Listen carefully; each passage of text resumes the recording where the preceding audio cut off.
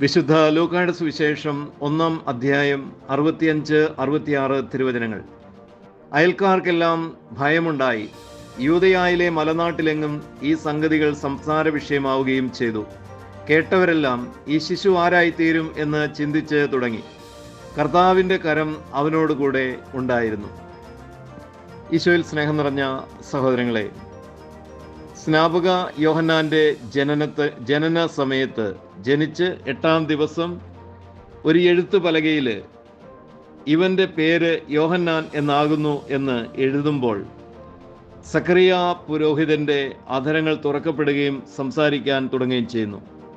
അതുപോലെ തന്നെയായിരുന്നു തൻ്റെ ക്രമമനുസരിച്ച് ആണ്ടിലൊരിക്കൽ അതിവിശുദ്ധ സ്ഥലത്ത് പ്രവേശിച്ച് ധൂപാർച്ചന നടത്തുന്ന സമയത്ത് അത് കഴിഞ്ഞ് ഇറങ്ങി വരുമ്പോൾ അദ്ദേഹത്തിന് സംസാരശേഷി ഇല്ലാതാകുന്നു.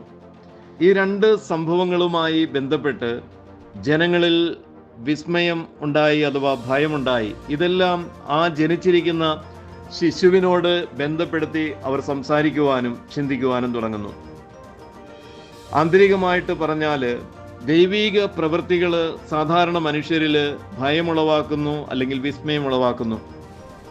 അത് എല്ലാത്തരം ജനങ്ങൾക്കും, നിയമം അറിയുന്ന യഹൂദ ജനതയ്ക്കും അതുപോലെ തന്നെ നിയമം ലഭിച്ചിട്ടില്ലാത്ത വിദൂരസ്ഥരായ ജനതകൾക്കെല്ലാം ഇതിൻ്റെ കേൾവി പോലും ഭയമുളവാക്കുന്നു.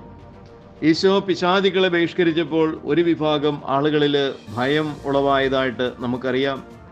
അവൻ വെള്ളത്തിന് മീതെ നടന്നു വന്നപ്പോൾ സ്വന്തം തിരഞ്ഞെടുക്കപ്പെട്ട അപ്പസ്തോലന്മാരിൽ ഭീതിയും ഭയവും ഉളവായി.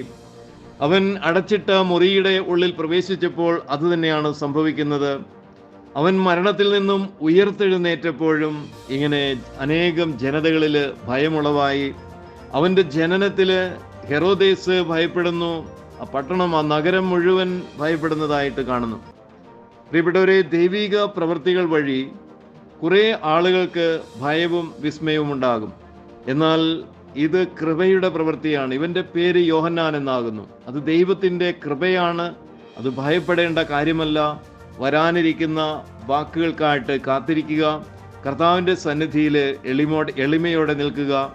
ദൈവിക വെളിപ്പെടുത്തലുകളും ദൈവിക പ്രവൃത്തികളും എല്ലാം മനുഷ്യരുടെ നന്മയ്ക്ക് വേണ്ടിയാണ്, ദൈവമക്കൾക്ക് അനുഗ്രഹത്തിനും രക്ഷയ്ക്കും കാരണമായിട്ടുള്ളതാണ്.